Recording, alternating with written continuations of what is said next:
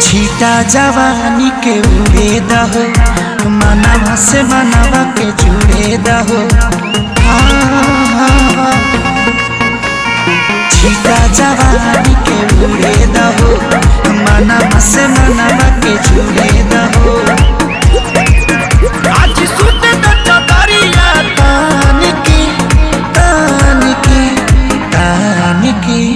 टूट जाए राजा जी, टूट जाए राजा जी पलंग सागवान के, टूट जाए राजा जी पलंग सागवान के।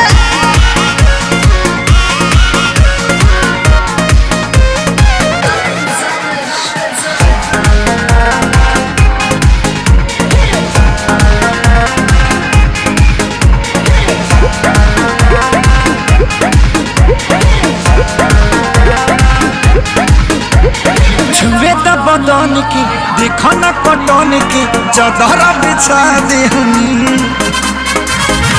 पलंग जी मन पिघला दे हनी, पलंग पर झुलवा झुला दे हनी। छुए तो बदन की देखो न कटन की, चदरा बिछा दी पलंग जी मन पिघला दे हनी, पलंग पर झुलवा झुला दे हनी।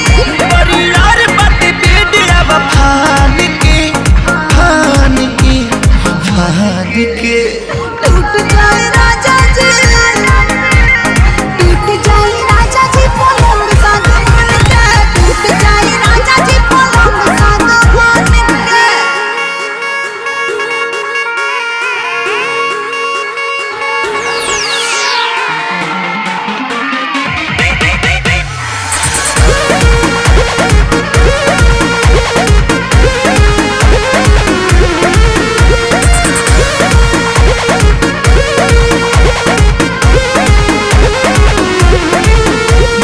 बने दब सरमी देहिया में गरमी पैठे लागी हो।